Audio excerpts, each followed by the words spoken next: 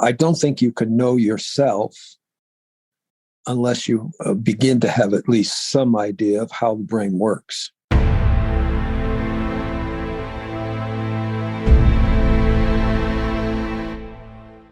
Welcome back to Mind Matters, everyone. I'm Harrison Cayley, joined as usual by Elon Martin, and manning the computers is Adam Daniels. And today, we're pleased to have joining us after about a year of not seeing him, Alan Francis. We've interviewed Alan a couple times before. We're happy to have him back. And if you look at all of our faces, we've got the progression of manly beards from just a little bit of a shadow to, okay, somewhat substantial. I've got a bit more than Elon, but then Alan, you have the best beard of the bunch. So automatically, you win the beard contest of today's show. But with that said, welcome back. It's good to have you back. And I just wanted to ask to start out with, what have you been doing for, do you have any updates for the past year? What kind of stuff have you been working on? Well, quite a few things, really. We, of course, are working towards the creation of a center in around Valencia, Spain, and that's been one of the main focuses. And my young friend Usi and Jane are there now, and I'm going to be going there pretty soon. And so there's a lot of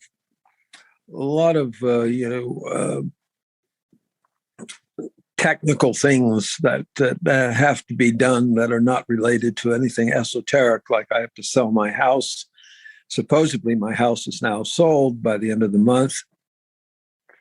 And that's a big thing, especially in this terrible market that's in America today, and coming from a lot of bad mistakes from the politicians that has put us into this situation.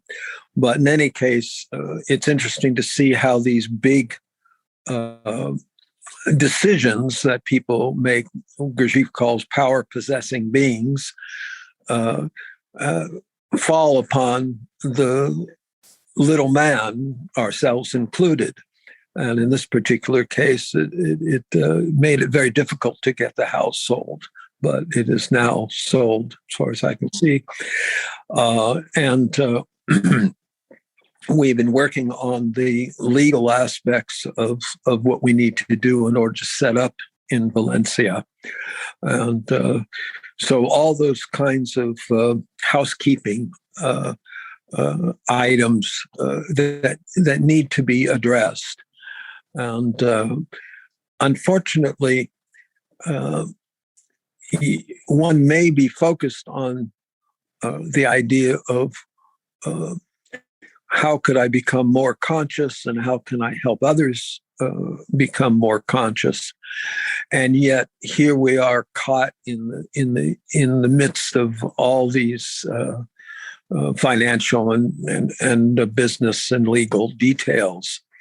I remember hearing Michel de Salzman, Gurdjieff's son, Madame's son, that not only, of course, he had his own life, he was a psychiatrist, which is rather a fascinating thing, that here's this student of Gurdjieff, and his son becomes a psychiatrist. And then, of course, that enters into the world of psychiatry, just as Maurice Nicole, a student of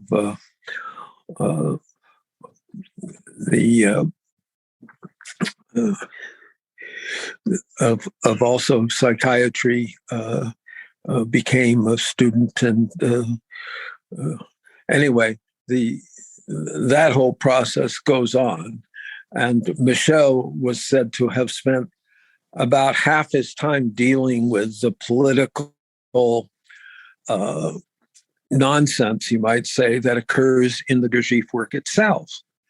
And so here we are, and we're pulled into the siren's call. We're pulled into the outer world constantly. And can we hold something back from that? Whether it's dealing with things like selling the house, or whether dealing with other people in the work itself, that tends to make it very difficult to focus on those things which we think are most important. But that's what's been happening. And of course, I mentioned to you just sort of out of, to some people know that I had several strokes this year. And 2 when I was in Turkey with my wife. And 1 when I came back here to Arizona. And I thought, well, if I'm going to have this, and I seem to have no choice that I had these strokes, what can I learn from them? And so I set myself the task of trying to go from the inside and learn how, in relationship to the functioning of the brain, these strokes are acting upon me, to actually try to follow them inside and try to understand a little more about the brain itself. Since I'm given this opportunity, might as well use it. So that's basically what's been happening. Well, as we talked about before we started recording, it's good to see that you're recovering, and I hope that there's either no more strokes, or that you can continue to make just a complete recovery. On the subject of the experience, like your own personal experience of it, and trying to make something of it, and to understand it, and to kind of live through it and learn something from it. I don't know if I'm sure you're familiar with there have been some popular books, accounts of people who have had strokes, including one by a lady. I can't remember the name, but she herself was a clinical psychologist, I believe, or at least some kind of, or maybe a research psychologist. I can't remember. But from her, so she wrote her account of this pretty massive stroke that she had that completely messed with her regular perception, and so she had almost a mystical type experience from this stroke, and that's one of the cases that Ian McGilchrist talks about in his recent book. So Ian McGilchrist is the guy that wrote The Master and the Emissary, about the right brain, left brain split, and the different natures of the 2 hemispheres.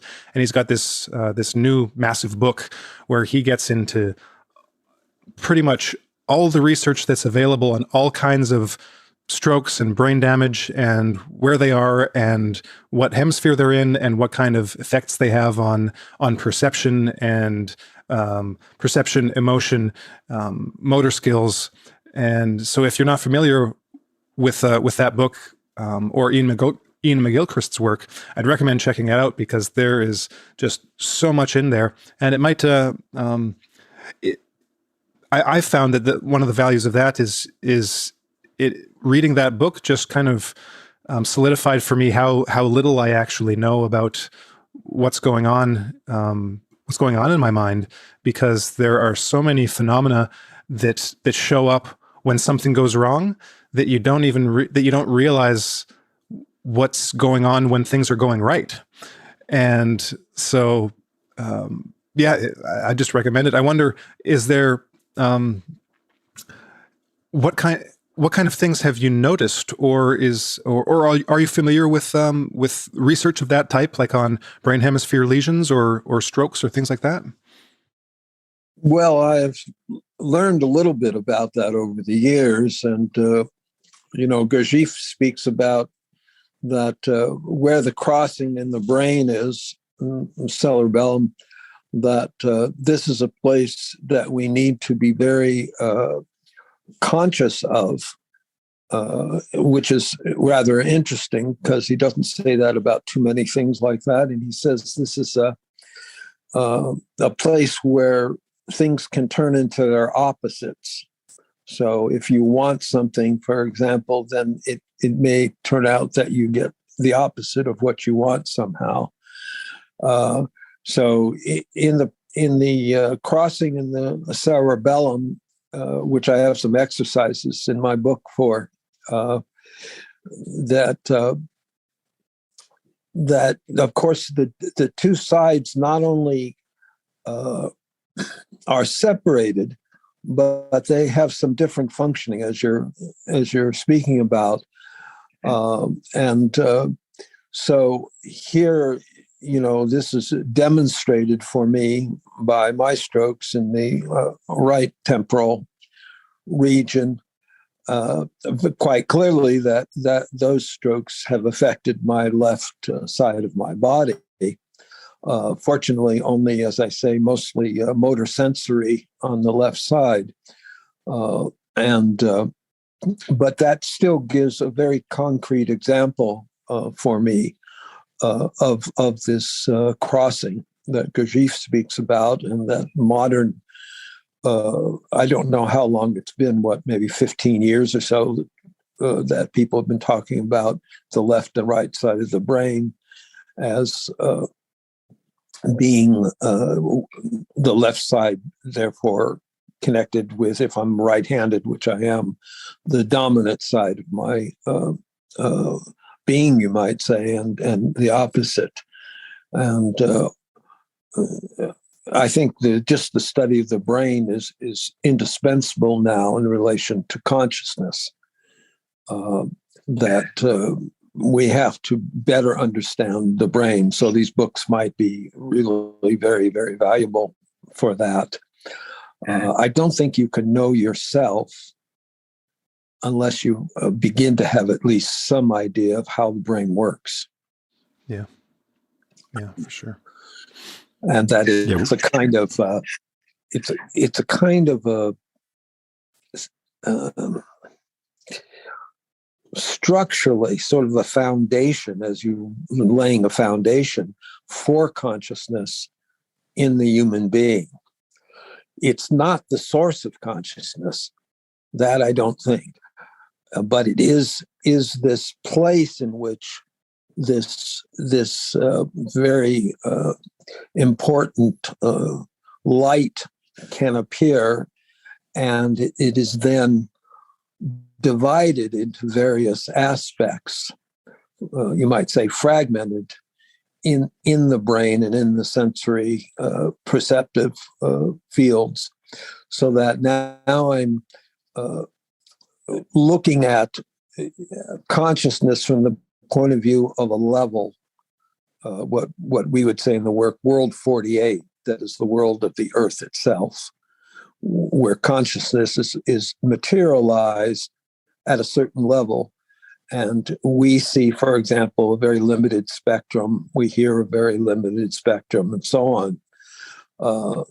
And that limit is related to the level that we exist on.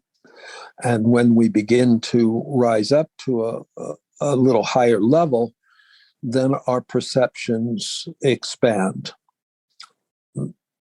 So if we begin to understand the brain, I think it's going to help us to understand ourselves. Who am I? Yeah. For sure. It reminds me a little bit of the studies and the raft of books that have come out on metacognition in the past couple of decades, thinking about the way you think. And from a Gurdjiffian perspective, it would be self-remembering, or, like you said, Alan, developing consciousness, being self-aware, and it really never ends. I mean, everybody has their biases and challenges. I've had neurological issues that I've had to approach using supplementation and self-awareness and meditation and breathing, and it's always It's always an exercise in self-remembering, what am I being right now? What is informing these thoughts or feelings that are reacting to certain things I'm seeing in the world or not reacting to anything? And at even a very basic level as we do our day-to-day. And at the start of the show, you talked a little bit about the challenges incumbent upon trying to build something, trying to sell a house, trying to build something new, and all of these different things that are occurring in the world, events, one on top of the next simultaneously. This is something we've been talking about here quite a bit recently. And everything vying for one's attention, and that one wants to give their due, our attention and our energy being pulled this way and that. And at the same time, we'd like a little rest, when we could find it, a little joy. And so one of the things that we began discussing just prior to the show, and I wish we could have bottled it up and taped it, but I'm hoping, and I expect that you'll bring the same eloquence to it that you did before we started recording. You talked about this a little bit, and in terms of where we are, after 2,000 years of having learned about Christ's love, and here we are in this, in this incredibly challenging and interesting environment that is Earth at this time. And it's a rather broad subject and a broad context because, there's the personal way that we're dealing with things, and then there's also looking at things from this really broad perspective from a distance. And so I wonder if, touching upon any of those frameworks right now, you could give us a little bit of, give us some thoughts on where you think things are in the world, and how, as people who are hopefully trying to attain some measure of consciousness, to hold on to what we have, how we, want to move forward, and what that approach, what that constructive attitude looks like and maybe sounds like. Well, I think it's really something that perhaps all of us are wondering about today. I just heard on the news about, I think you probably heard, that some missiles struck Poland. And this is rather interesting. Zelensky, who is the head of Ukraine now, after the coup d'etat, as far as I can tell from the CIA that ousted the original president before, Zelensky said to the United States, NATO, that we should effectively get into a war with Russia because of this missile launch. And 2 people died in Poland, and kept up this. And at the same time, it became apparent, and as much as we can trust the news at any time, that it wasn't Russia who launched these missiles; it was Ukraine. And Zelensky is saying we should get into war now because of this. So the compounding of the lies from all sides make it difficult to comprehend what to do in these situations. But very clearly, there is very little what we would call common sense involved with the political sphere. And this is connected with something that Gurdjieff talks about quite a lot, that something went wrong in human beings. He speaks about this idea of Kundawaffer a long, long time ago, and that this, whatever this is that went wrong in people, is still here today. And now we look back and we say, well, look at this brilliance of these teachers of Lao Tzu and Buddha and Zoroaster and more recently Jesus and so on.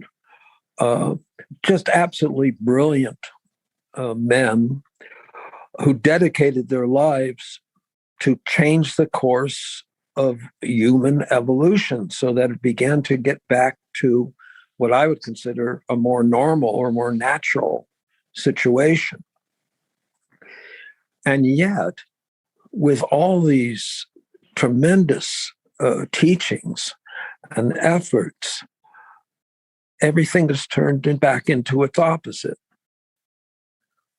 And Gurdjieff says there's a kind of law that this happens unless at specific times something comes in that reinforces that original teaching or that original idea.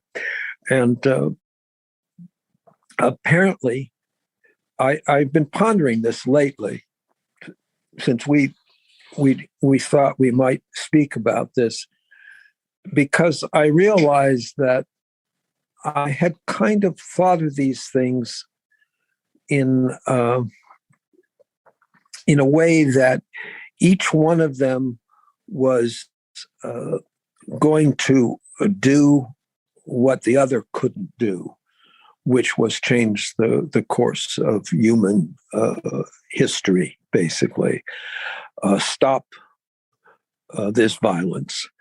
And we see that all the efforts, whether it be the hippie movement that I was involved in the 60s, or whether it be something else in other times and other places, that it never turned out, the result never turned out as we hoped. And it's similar to psychologically to when I get into an argument with somebody, and I'm thinking about how I am right, and therefore this other person's got to be wrong, and that to let go of that idea that I am right is very, very difficult for us. It seems almost impossible. And now Gurdjieff says that only if we understand the truth, and as you get older, that truth becomes more relevant, that you're going to die, and those people close to you are going to die, could there be a real significant shock that would wake people up and say, well, let's look at our situation again.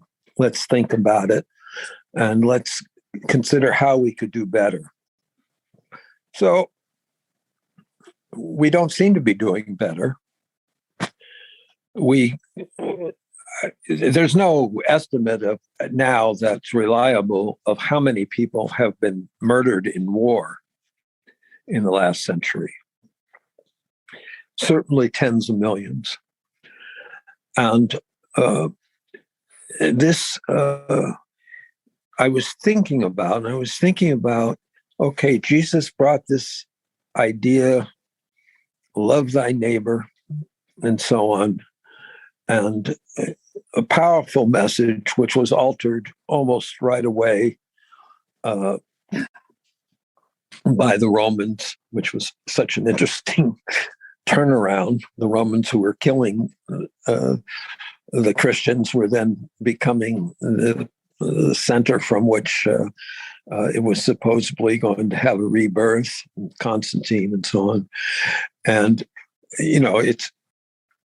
you think about this as a unique phenomena trying to change the course of events. But then I was thinking, what if if these people, Jesus and Lao Tzu and all these, understood that not any one of them could do that. that it was much more like uh, if you were traveling in a spaceship, right, to some desired place or a ship, and you had to adjust, fire some rockets on one side. You had to adjust the trajectory, and each one of these was an adjustment of that bad trajectory that you set out. That so that rather than the one thing like Christianity was the sole, you might say, teaching force that would change the course of human events.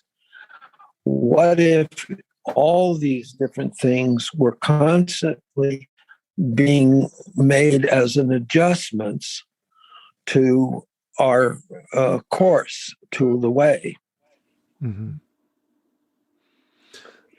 That's really interesting, Alan, because when you proposed the topic to me, this particular topic, I was thinking, what are the limits of a new spiritual teaching like that, or an existing one that that the different peoples in different places of the planet might be involved in? Like, what can we realistically expect from that? So I was thinking that, maybe we have unrealistic expectations, that we think that there will be some new Jesus or something like that will come, and then everything will be different, and humanity will totally change course. And so I was thinking, maybe that's not realistic. What can we actually expect? But I didn't think any further than that. I think that your idea of these kind of these course corrections is very interesting. That humanity might be on one way to think about it. I'm not saying this was actually the case. Was that humanity might be on a mass, how might I put it? Like a mass suicidal trajectory, for instance, and then a new spiritual teaching might just deflect, away from the train going off of the cliff, and then it just keeps happening. So the fact that we still have all of the problems, and in some ways they might be even worse today, but they're the same problems. I mean, like you said, we're still killing each other, but that might just be in a sense part of reality that just has to be dealt with. It might be a constant, and that there might be slight deviations that can be made toward and away from that. And maybe the worst case scenario is when it goes fully into that, and that would be like a full apocalyptic, catastrophic destruction of humanity.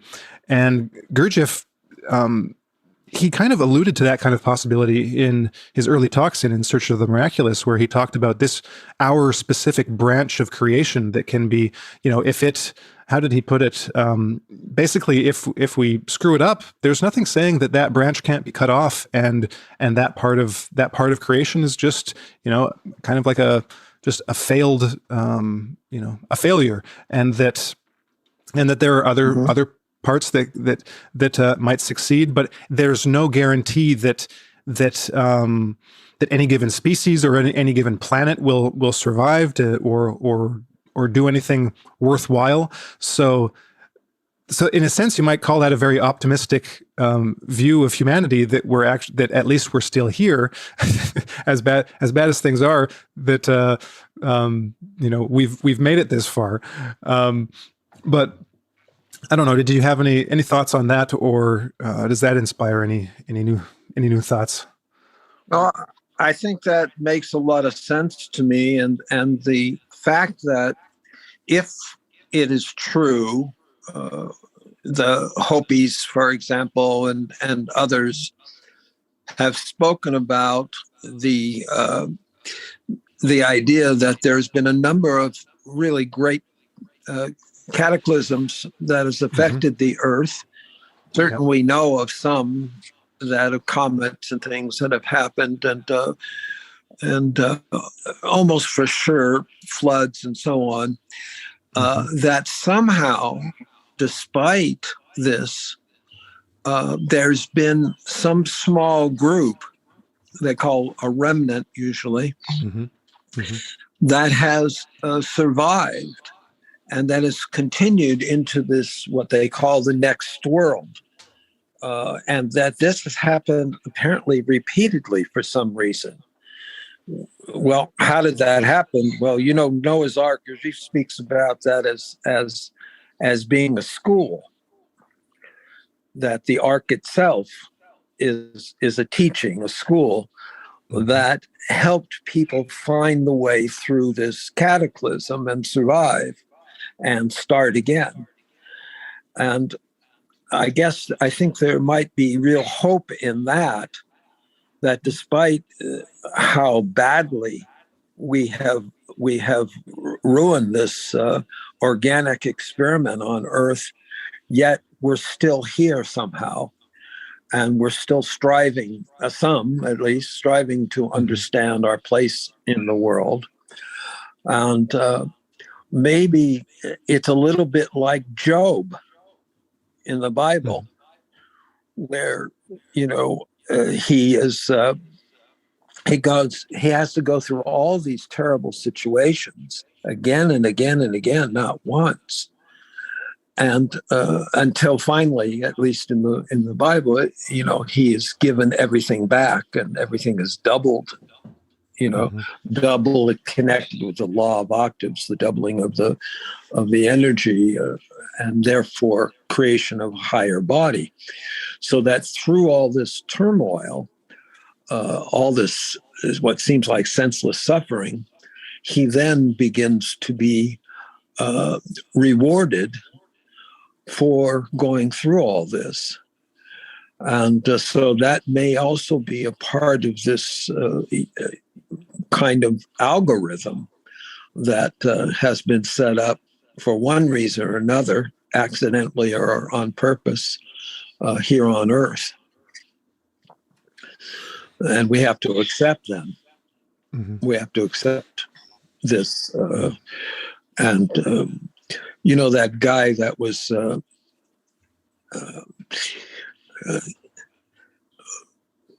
very famous writer. He wrote about during the Nazis and how he was in the concentration camp, and he found a way. Oh, Viktor Frankl? Yeah. Right. Yeah. He found a way not to get caught up in it, which is quite amazing. And we see this, in a sense, in Buddha and Gurdjieff and others, that they found a way to not get locked into despair. And maybe that's our responsibility. And if we can do that and do it long enough and course correct, as we've been talking about, sufficiently, maybe that is the way in which things must go. And I really hadn't thought about that in that way before pondering this meeting together. Well, it reminds me of one other idea, and that's one that I think I've only encountered it. It might exist in various traditions, but in some of the Sufi traditions, there's this idea of there's different words for them, but basically a set group of like a number of holy individuals. I don't know if it might be 40 or 20, but who are always in existence at any given time. And like the great Sheikh Ibn Arabi, he writes about his encounters with some of these people, these mysterious encounters with these types of guys, and how so in Sufism there's this kind of tradition. It's taken as a given almost in the tradition that there are these holy individuals that are basically holding the world up, and they're doing something behind the scenes. And but the impression I get from that is that, well, they're not revolutionaries. They're not changing anything. They are stable throughout throughout time and continuous throughout time, so that they're essentially maintaining things. They're like the poles of the world. They're like the stable. They're like the columns holding up the building, and that seems to be their purpose. So there is that stabilizing element. It's not exactly the same metaphor that you used of like a course correction, but it's we're holding everything together. We're making sure things are still standing. But then again, a guy like Ibn Arabi comes around, or any of the other kind of Sufis that come around, and then they kind of inject something new. It's more like, so there might actually be both ideas in Sufism. There's the people that are holding everything up, and then there's the guy like Ibn Arabi or anyone else that comes in that injects something new, and that's kind of like a course correction for the people of his time and his place. And of course, now we can go back and we can still benefit from, you know, all of these kind of mystical traditions and their writings and apply them to our lives.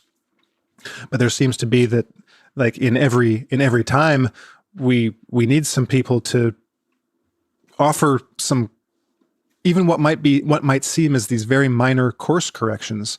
So I don't know if, you know, I'm personally skeptical that these kinds of guys exist, or maybe if they ever did exist, these poles of the world. But it's an interesting idea, and but well, I don't know. What do you think about that? Do you think it might be that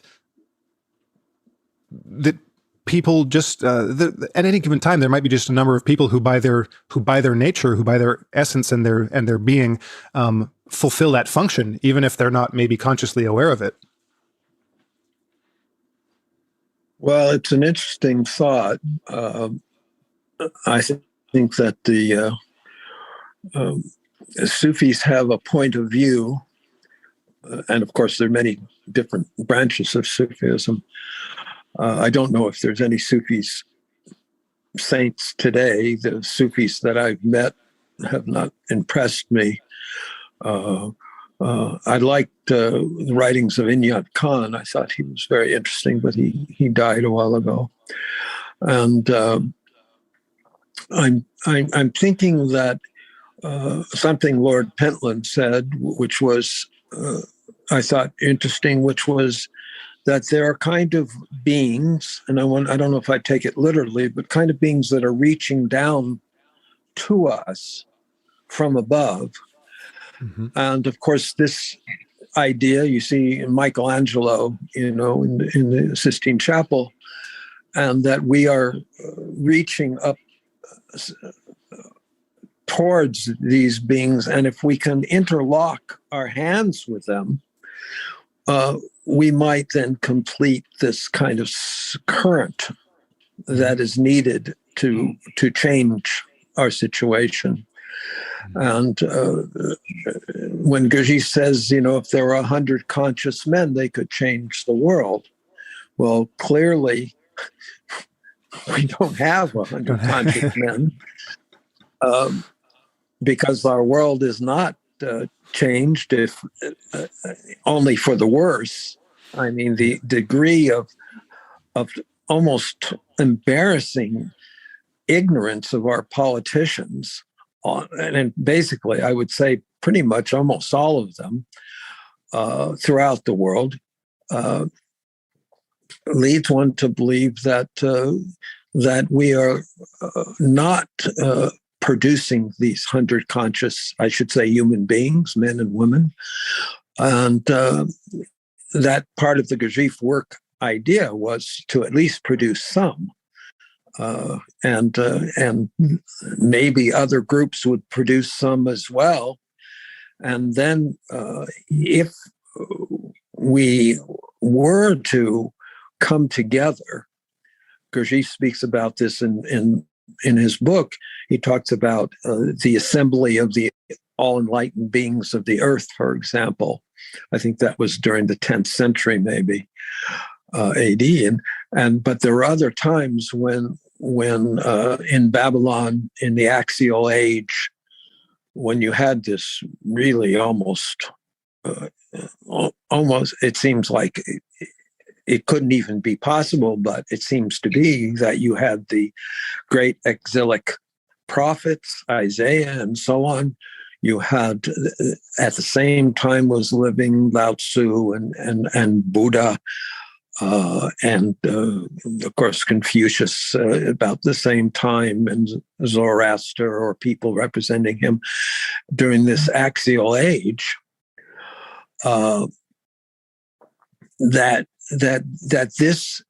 These assemblies have occurred and perhaps can occur again, and try to produce a stronger exchange of energy that would actually awaken a larger number of people.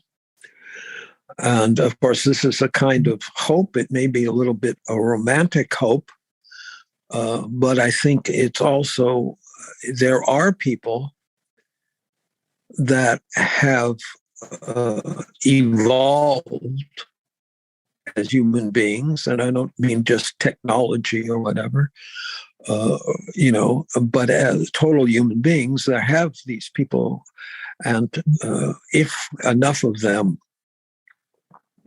are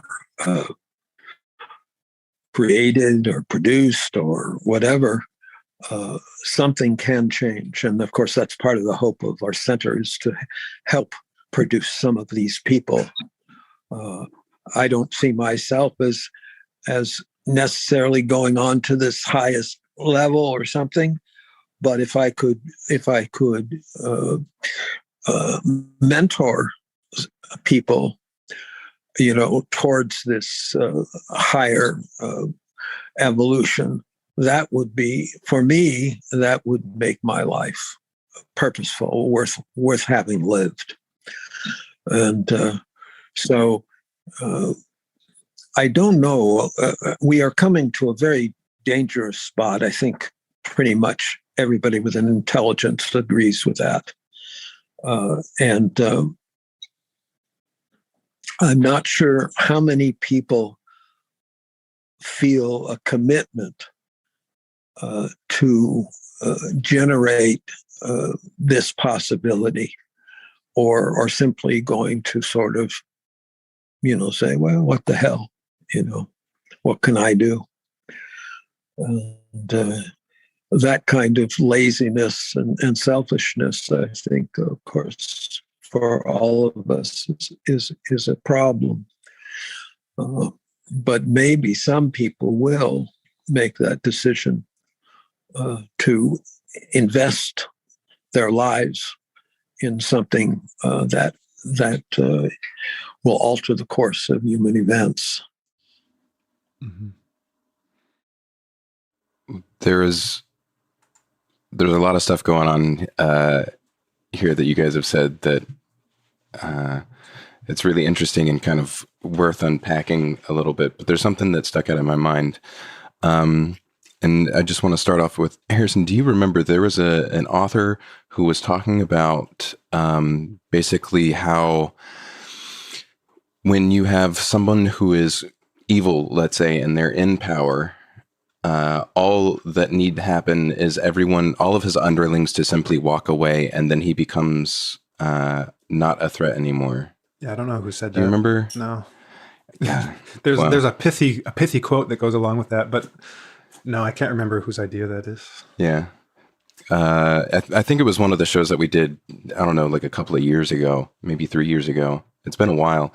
But anyways, the essence of kind of what the guy was saying was exactly that all that need happen for bad men to lose their standing and for their grip on the world and for a community, for them to lose that grip, need only be that the people under them to simply stop giving them their energy.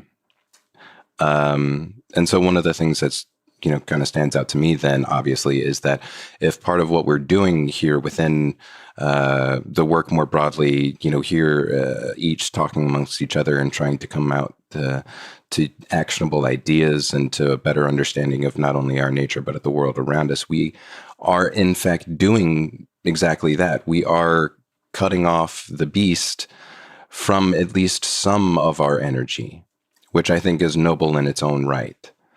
Not just for, ourselves, because we seeing things as we do want to do something about it, but maybe such grand things are beyond realistic expectations, and so merely cutting off the beast's food supply from you individually is enough. It's like unplugging just a few people from the matrix. Yeah.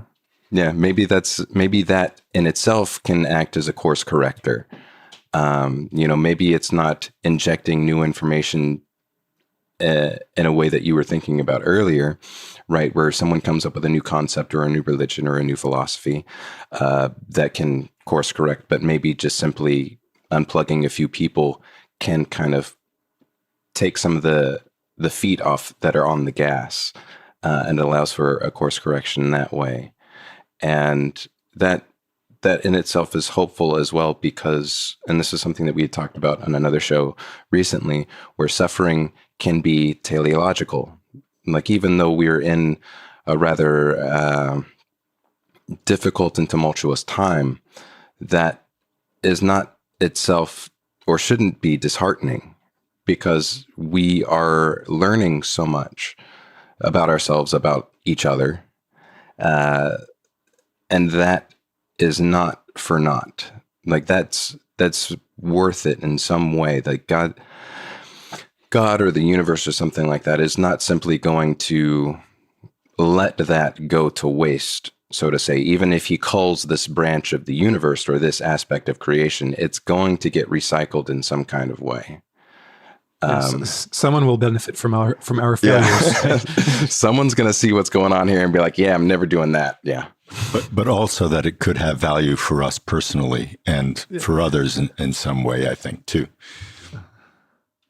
Yeah, it's like, well, there's. Oh no, go ahead, Alan. I won't interject. I think that as I was also saying about myself, is that I might have a certain romantic idea about these things that isn't fully justified by reason. But I think that to understand how events and people, power-possessing people in particular, are integrated, there's so little that we really can say we are going to understand the result. Let's say Gandhi. Now, people have different views about Gandhi. Was he good? Was he what? But very interesting. He's trying to you could say, free the Indian people from British rule. And on one hand, of course, he was given a lot of accolades for that and everything, but then you end up with a division into two nuclear powers, Pakistan and India. And they're constantly having skirmishes, and they could have a nuclear war. Now, if it comes about that due to the freeing from British rule, you end up with a nuclear war, has the result been positive? And does anybody have this kind of understanding, like you would maybe a great chess master or go master, as to how things are going to be affected by such actions? And some people don't like, for example, Vladimir Putin. They think Vladimir Putin's a bad guy. Well, maybe. I've seen things that have said that he was very restrained in relationship to NATO and Americans, politicians damning him. And but if you go back and you see that NATO has been involved in strangulating Russia for a long time, very, very intentionally, their strategy, was to break their promise that they wouldn't be taking in former Soviet republics, which they did and continued to do, and that we instigated. I think I happened to have been in Kiev at the time of the so-called coup revolution. I was there when they were building their fortifications in the streets and everything. And my view is that we created that. Our CIA or something like that created that and set Ukraine against Russia, where they were actually allied to Russia just before that. And we generated this whole fiasco. And so who is bad?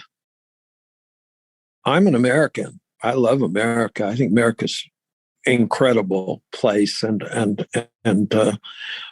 its ideas and its beginnings and so on were wonderful. But, we've been involved in more coups d'etats than anybody else in the world, from South America, Southeast Asia to Ukraine.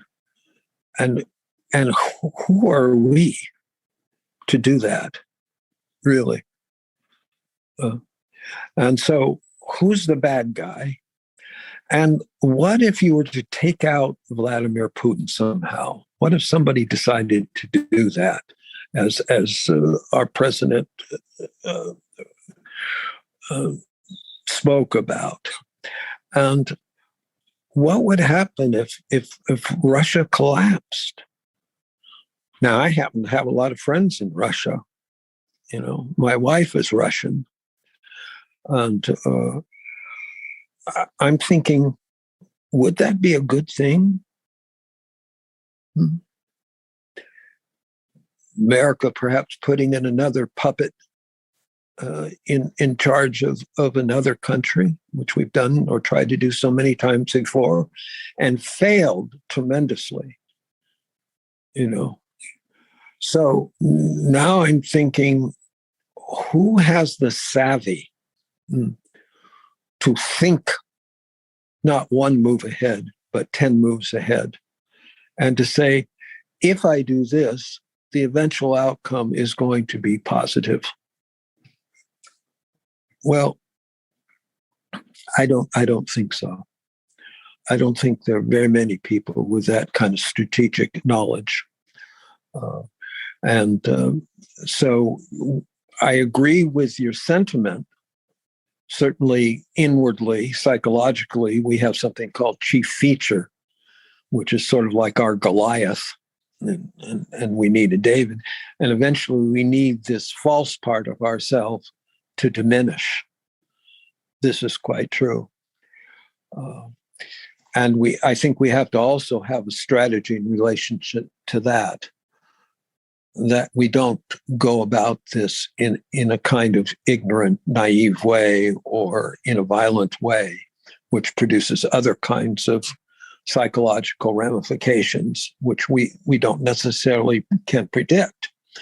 So it's the same with the world, I think, and the world leaders. And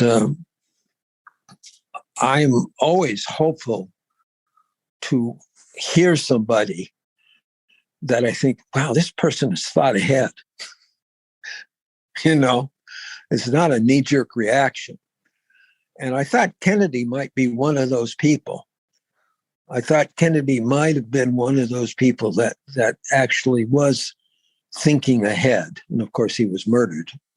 But there may come about some real leaders that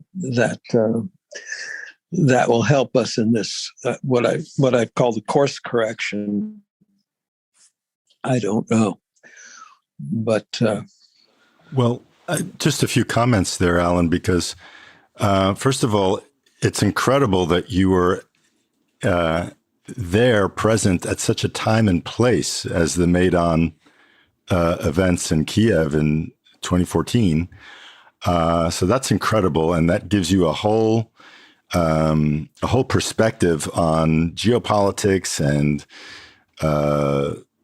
the thinking of leaders and what they're capable of, and who may or may not be in the right. Because to some degree, we enjoy thinking on these themes also in a similar perspective too. And it gets back, I think, to something I wanted to mention earlier about knowledge and intentionality and course correcting, as you put it. And that is that I don't know if it was Gurdjieff or Moraviev who said that that knowledge is a substance of which there may be like a limited amount of that was Gurdjieff of knowledge in existence. Knowledge is matter. It's a kind of matter, a kind of non-physical matter that we either value and see it for what it is and appreciate it and assimilate it, or not. And there seems to be a great number of people for whom it's not of value. So maybe part of the answer to your point on course correcting is that at least among the leaders of this world, of whom so few seem to have a common sense approach to leading, it's like there are very few that have a value on this knowledge as matter, like really good knowledge that might also include strategic thinking in a very proactive Kennedy-esque approach. And so maybe that's true of a certain percentile of humanity as well, that the course correcting may only exist as a possibility among a certain percentage of people who have it in them to perceive knowledge as this matter substance that is of a higher level, of a more unique, more holistic, more multidimensional level. And I wonder if you have any thoughts on that as a possibility. Yeah, I think that's very important. And just adding one thing which you were sort of getting to, which is that Gurdjieff speaks about the highest teaching in Egypt was the school of materializing of thought. So we speak of matter, and we don't think of matter as being the materializing of thought, but in the structure of the matter. And I think this goes to where you're looking at the effect of vibration, for example, on sand and things like that, the Chalmey experiments, where you see that a certain vibration will set matter into a particular pattern. And so that there is this infusing of intelligence into matter, which we are, of course, you might say, the prime example of that process, fusing into the material world a level of intelligence. And when we architecturally build something like the cathedral at Notre Dame or Chartres or whatever, we are doing that. We are putting into matter and form a level of intelligence that didn't exist there before. And I think that's sort of the ultimate reasoning, you might say, of a higher being, that the logos, the word, the vibration, the highest vibration, gradually impacting matter in such a way that it brought matter up you know, and that we are, of course, part of that process of bringing matter that is the most lowest level of matter, which they used to call idea of lead, that is something that is not very conductive, and gradually bring it up so that it is like gold or like something like that it vibrates at a higher level and returns the energy that was sent down into it. And so we are the prodigal son. We are the returning of that energy.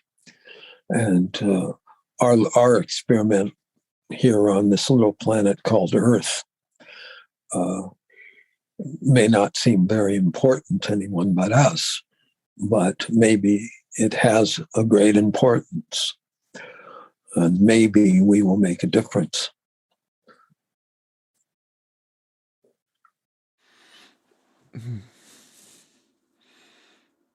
Well, there were a couple of things. Go ahead. I was just going to say, we are the materialization of this original thought of logos. Mm-hmm. I want to back up a little bit to just a couple. Well, I don't know if I want to do that. Do either of you have a response to? Not to that in particular, no. No. I just enjoyed that that whole good. explication, Alan. That we are, we hope,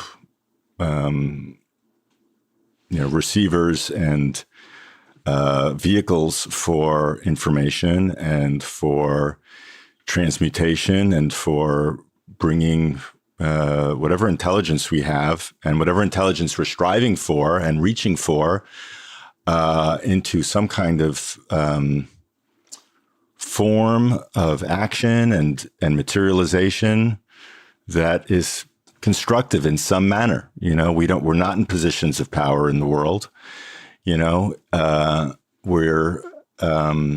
We don't have the influence or the resources necessarily to affect change in the kinds of obvious ways that many do, whose names we know of in the media or in the in news, and yet we don't want to understate or undervalue or poo-poo or give too little short shrift to whatever constructive behavior and good works that we might be capable of. So I appreciated what you just said. I know we all do, really. It because that's the hope. You talked about it being a romantic hope that we can course correct. It's hope. It's it's maybe on some level. What were we going to say? Well, just that on the idea of hope, I don't think that. I think that just like we should be careful about what we expect of things, that maybe we should be careful about what we hope for and where we place our hope. So if someone is placing their hope in, for instance, a particular leader that they may really want to do something amazing, or in a social movement or a revolutionary movement, they're essentially externalizing that hope. But hope is, I think, as Gurdjieff called it in Beelzebub's Tales, it's one of those inner divine impulses. It's something that should be, part of oneself, as opposed to kind of projected into some outside thing that can't be relied on. And this gets back to our original idea that we were talking about, esoteric groups and religions, and about what their purpose is and what they're here for. And then your idea of the ark as a school, Alan, and that this idea of that you see in different ways, sometimes even as just a spiritual brotherhood or sisterhood or a monastic type thing, or in the Gurdjieff work, kind of a group of groups, and that seems to be the area in like individual work and work on one and work in a group on oneself and among others of the same mind, that seems to be where things work well. I guess that's one way of putting it. Where that actually works, where that kind of development is possible, and that might be a place to look for hope is, and to find it is in oneself, despite changing external conditions. Gurdjieff lived through the Russian Civil War, the revolution and the Civil War. It's not like, and the Nazi occupation of France. It's not like he personally had an easy life free of political turmoil, but despite that, I think that even he was a loving person. I think he had those three qualities of faith, hope, and love. At least that's the impression I get from all my reading about him.